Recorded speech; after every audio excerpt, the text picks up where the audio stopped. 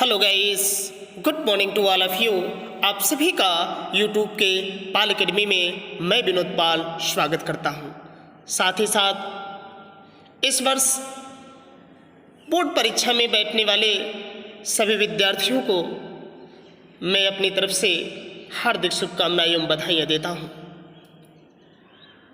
इस वर्ष मैं लगातार 11वीं के पाठ्यक्रम को पढ़ाता रहा।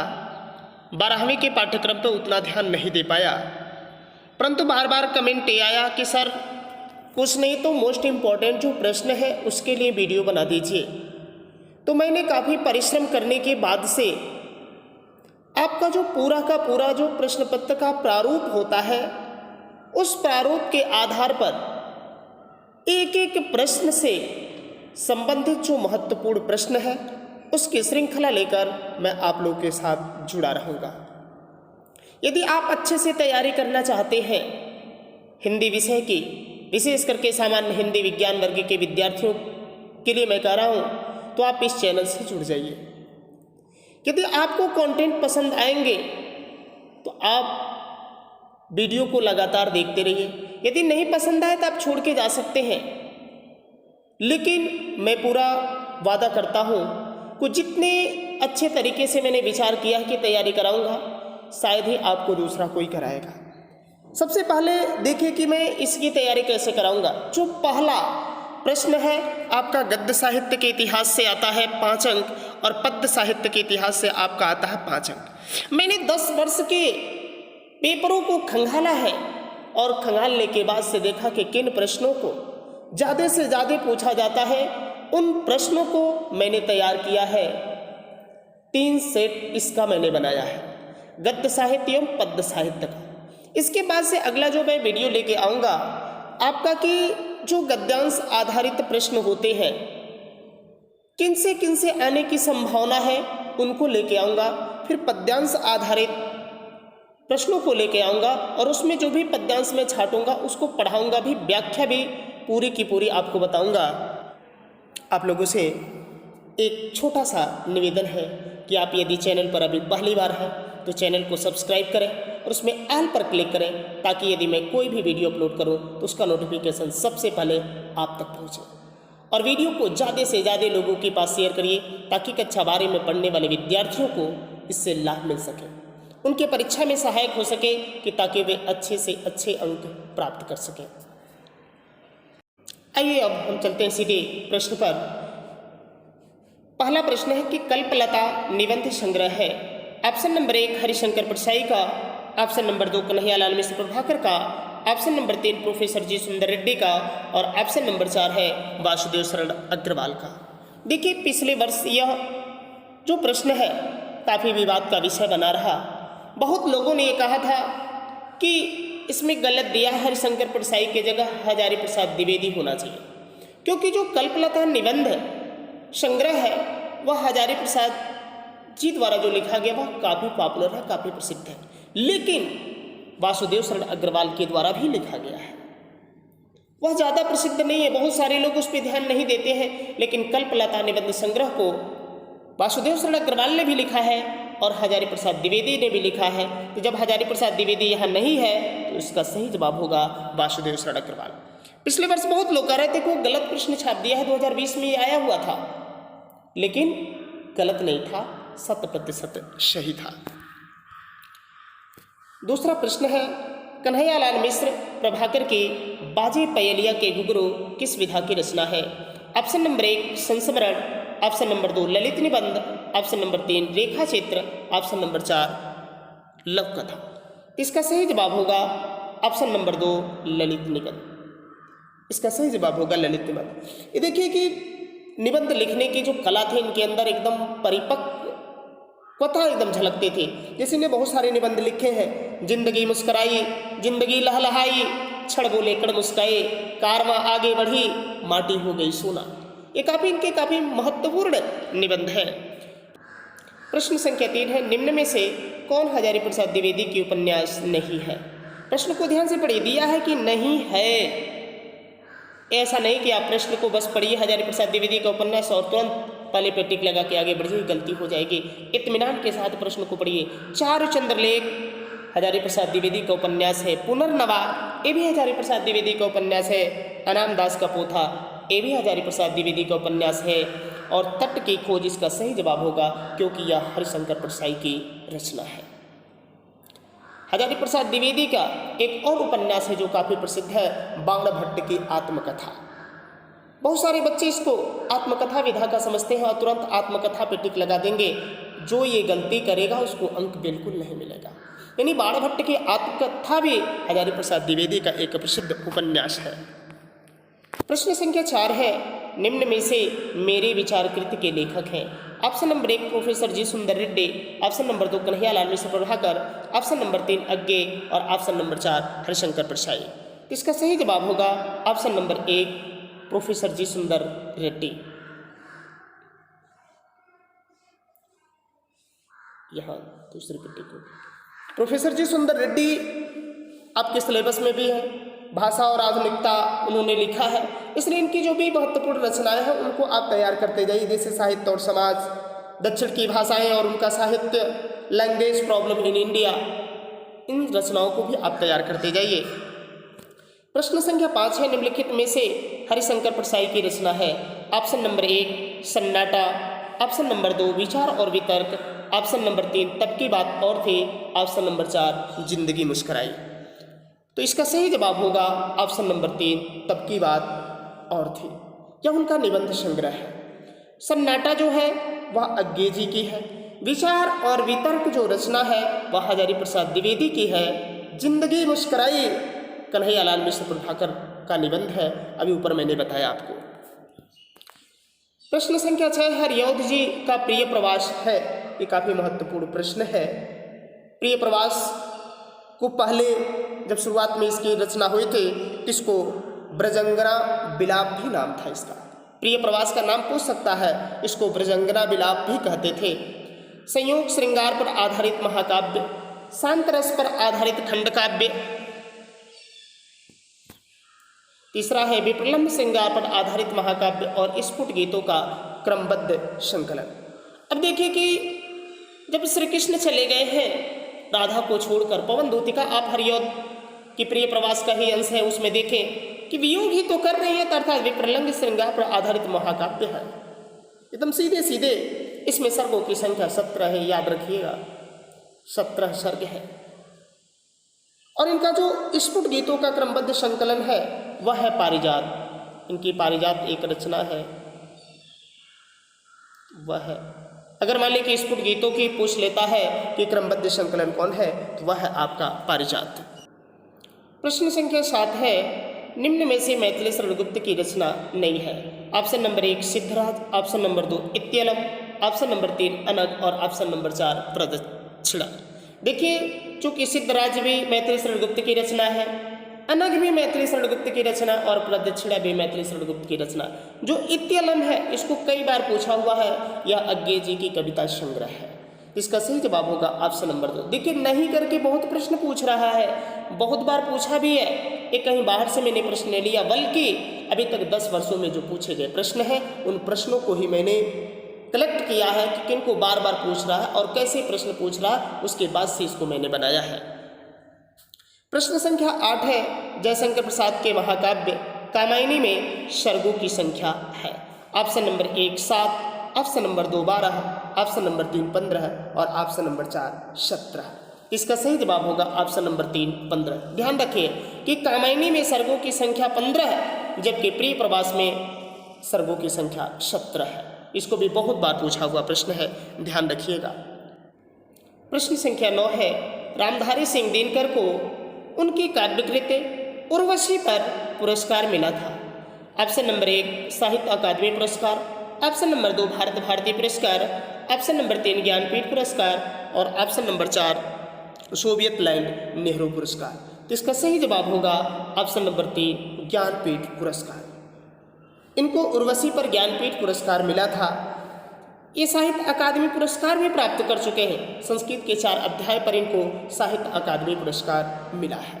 ये भी ध्यान रखिएगा कि अगर साहित्य अकादमी पुरस्कार पूछेगा तो संस्कृत के 4 अध्याय और ज्ञानपीठ पुरस्कार पूछेगा तो उर्वशी।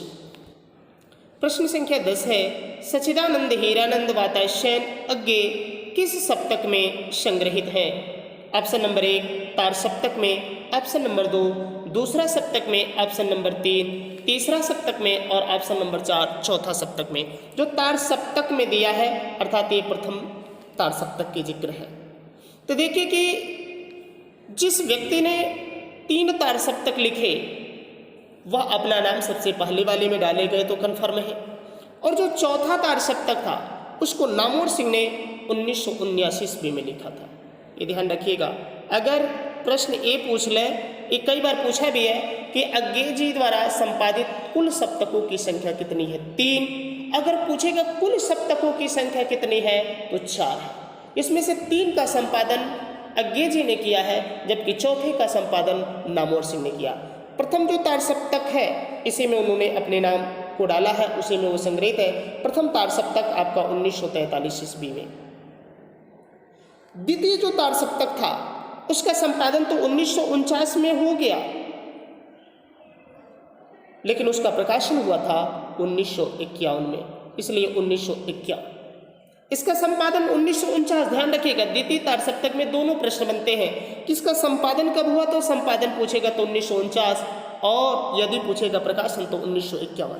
तीसरा जो तार सप्तक है वह 1959 है,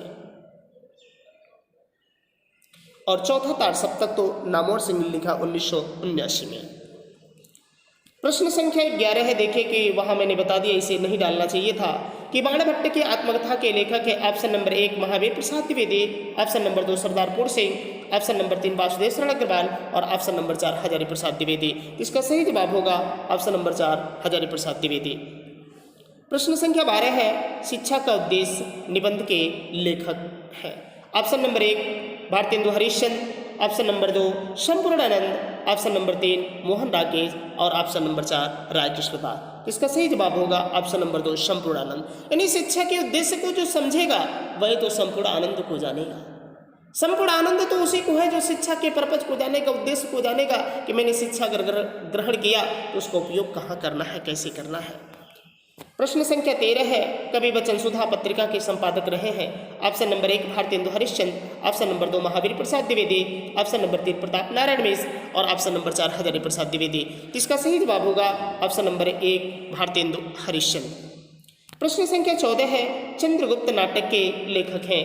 option number 1 Ramkumar Verma, option number 2 Laxmi Narayan Mishra, option number 3 Jaishankar Prasad और ऑप्शन नंबर 4 भारतेंदु हरिश्चंद्र। इसका सही जवाब होगा ऑप्शन नंबर 3 जयशंकर प्रसाद। प्रश्न संख्या 15 है। रानी केतकी की कहानी के लेखक हैं। Option number 1 Ramprasad Niranjani, option number 2 Lallu Lal, option number 3 Sadal Mishra और ऑप्शन नंबर 4 है इंसाअल्लाह खां।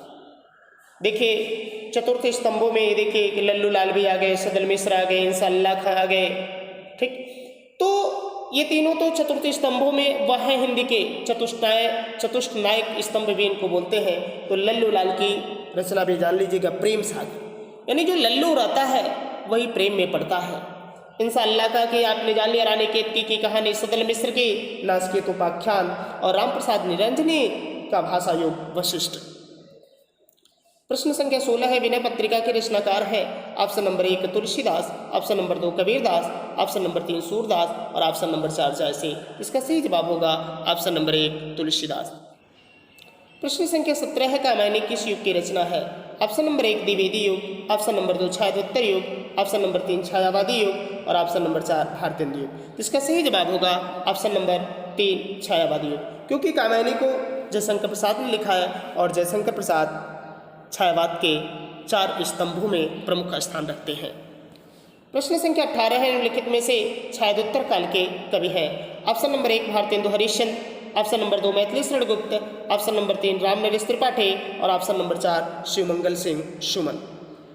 इसका सही जवाब होगा ऑप्शन नंबर 4 शिवमंगल सिंह सुमन, क्योंकि भारतेंदु हरिश्चंद्र को जानते हैं भारतेंदु युग के हैं, मैथिली शरण गुप्त आपके द्विवेदी युग के हैं और रामनरेश त्रिपाठी भी आपके द्विवेदी युग के हैं। इसलिए शिवमंगल सिंह सुमन आपके छायादोत्तर युग के प्रगतिवाद कभी अगर आता है तभी भी आप लिख सकते हैं। प्रश्न संख्या 19 है। हिंदी साहित्य में किस काल को श्रृंगार काल कहा जाता है? ऑप्शन नंबर 1 आदिकाल, ऑप्शन नंबर 2 भक्ति काल, ऑप्शन नंबर 3 रीति काल और ऑप्शन नंबर 4 आधुनिक काल। देखिए आप अपने भी टिक लगाइए, देखिए कि आपकी कितनी प्रतिशत तैयारी है। इसका सही जवाब होगा ऑप्शन नंबर 3 रीतिकाल। देखिए जो भक्ति काल है उस भक्ति काल को स्वर्ण युग कहा जाता है, और जो आधुनिक काल है आधुनिक काल को हिंदी साहित्य का सर्वश्रेष्ठ युग कहा जाता है। जबकि आदिकाल के कई नाम हैं, इसे वीरगाथा काल भी कहते हैं, बीज बपवन काल भी कहते हैं, सिद्ध सामंत युग भी बोलते हैं, संधि एवं चारण काल के नाम से भी जानते हैं। इसके सबसे अधिक नाम है आपके आदिकाल के। प्रश्न संख्या 20 है, मोहन राकेश रचनाकार है। ऑप्शन नंबर 1 भारतेंदु युग के, ऑप्शन नंबर 2 द्विवेदी युग के, ऑप्शन नंबर 3 शुक्ल युग के और ऑप्शन नंबर 4 शुक्लोत्तर युग के। इसका सही जवाब होगा ऑप्शन नंबर 4 शुक्लोत्तर युग के। प्रश्न संख्या 21 है, डॉक्टर वासुदेव शरण अग्रवाल का निबंध संग्रह है। ऑप्शन नंबर 1 माता भूम, ऑप्शन नंबर 2 शेष स्मृतियाँ, ऑप्शन नंबर 3 विचार प्रवाह और ऑप्शन नंबर 4 रस मीमांसा। इसका सही जवाब होगा ऑप्शन नंबर 1 माता भूम। दूसरा ऑप्शन आपका दिया है शेष स्मृतियाँ, ये डॉक्टर रघुवीर सहाय की है, ये संस्मरण विधा की रचना है। विचार प्रवाह यह हजारी प्रसाद द्विवेदी का है जो कि निबंध संग्रह है, और ऑप्शन नंबर जो ये 4 दिया है रस मीमांसा, यह आचार्य रामचंद्र शुक्ल का यह आलोचनात्मक कृति है। प्रश्न संख्या 22 है, आलोचनात्मक कृति कालिदास के लालित्य योजना के लेखक हैं। Option number 1 Harishankar Parsai, option number 2 Mohan Rakesh, option number 3 Hazari Prasad Dwivedi और ऑप्शन नंबर 4 सुदर्शन। इसका सही जवाब होगा option number 3 doctor Hazari Prasad Dwivedi. प्रश्न संख्या 23 है, क्या भूलूं क्या याद करूं किस विधा की रचना है। ऑप्शन नंबर 1 आत्मकथा, ऑप्शन नंबर 2 जीवनी, ऑप्शन नंबर 4 संस्मरण और ऑप्शन नंबर 4 रिपोर्टाज। इसका सही जवाब होगा ऑप्शन नंबर 1 आत्मकथा, क्योंकि इन्होंने अपनी आत्मकथा को 4 भागों में लिखा। क्या भूलूं क्या याद करूं, नीड़ का निर्माण, फिर बसेरे से दूर, 10 द्वार से सोपान तक, 4 खंडों में इन्होंने अपने आत्मकथा को लिखा है। प्रश्न संख्या 24 है, निम्नलिखित में से किस उपन्यास की रचना हरिशंकर प्रसाई के द्वारा की गई। Option number 1 Punarnava, option number 2 Nirmala, option number 3 Rani Nagphani ki Kahani और ऑप्शन नंबर 4 सुखदा। इसका सही जवाब होगा ऑप्शन नंबर 3 रानी नागफनी की कहानी। अभी आप लोग ऊपर पढ़े भी हैं, जो पुनर्नवा उपन्यास है वह हजारी प्रसाद द्विवेदी का है। निर्मला जो उपन्यास है वह मुंशी प्रेमचंद का है, और ऑप्शन नंबर जो 4 है सुखदा, ये भी उपन्यास विधा की रचना है, लेकिन यह जैनेन्द्र कुमार की रचना है। प्रश्न संख्या 25 है, रीतिकाल की प्रमुख विशेषता है। ऑप्शन नंबर 1 प्रकृति चित्रण, ऑप्शन नंबर 2 ईश्वर वंदना, ऑप्शन नंबर 3 युद्धों का सजीव चित्रण और ऑप्शन नंबर 4 मुक्तक काव्य रचना। इसका सही जवाब होगा ऑप्शन नंबर 4 मुक्तक काव्य रचना, क्योंकि सबसे अधिक मुक्तक काव्य रचना रीतिकाल में ही की गई। अब इनकी प्रमुख विशेषता में आती है, विशेष करके इसमें श्रृंगारिता, नायिका भेद, लक्षण ग्रंथों का निर्माण और अलंकारिकता का भी इन्होंने विशेष रूप से प्रयोग किया। यह मुख्य विशेषताएं इनकी होती हैं। जो प्राकृतिक चित्रण है यह छायावाद की प्रमुख विशेषता है। ईश्वर वंदना ये भक्ति काल की विशेषता है, और युद्धों का सजीव चित्रण जो है वह वीरगाथा काल की रचना है। रीतिकाल में भी युद्धों की बात आती है, भूसर जी ने विशेष करके किया है, लेकिन यह देखिए कि आप ध्यान भी रखना है कि मुक्तक काव्य रचना भी इस काल की प्रमुख विशेषता है। प्रश्न संख्या 26 है, कौन सी रचना रामधारी सिंह दिनकर की नहीं है। ऑप्शन नंबर 1 हुंकार, option number 2 Rashmirathi, option number 3 चित्राधार और ऑप्शन नंबर 4 रेणुका। तो इसका सही जवाब होगा ऑप्शन नंबर 3 चित्राधार, क्योंकि पूछा रामधारी सिंह दिनकर की नहीं है, क्योंकि हुंकार भी उनकी रचना है, रश्मिरथी भी है और रेणुका भी है। जो चित्राधार है वह जयशंकर प्रसाद का एक काव्य है। प्रश्न संख्या 27 है, यामा रचना है। ऑप्शन नंबर 1 जयशंकर प्रसाद के, ऑप्शन नंबर 2 महादेवी वर्मा के, ऑप्शन नंबर 3 अज्ञे के और ऑप्शन नंबर 4 सुमित्रानंदन पंत के।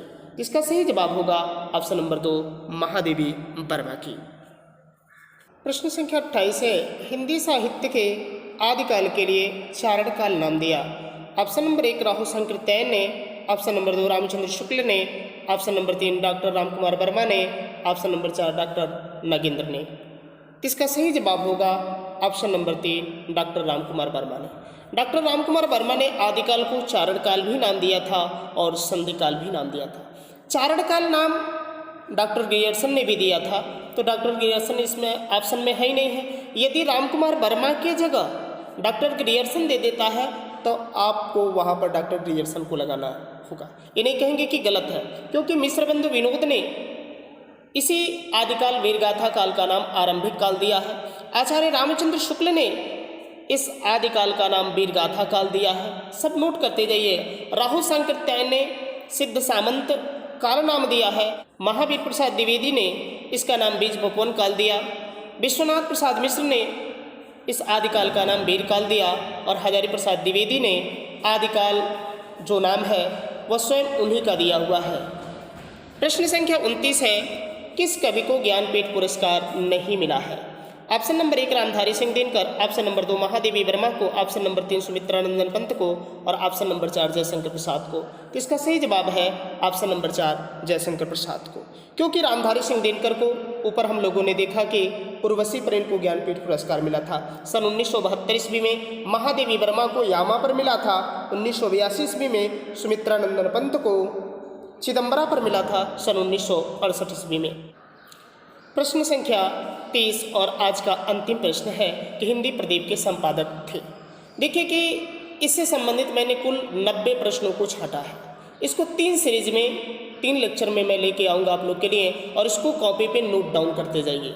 एकदम इम्पॉर्टेंट प्रश्न है, एकदम समझिएगा कि इसी में से प्रश्न आने की पूरी प्रबल संभावना है।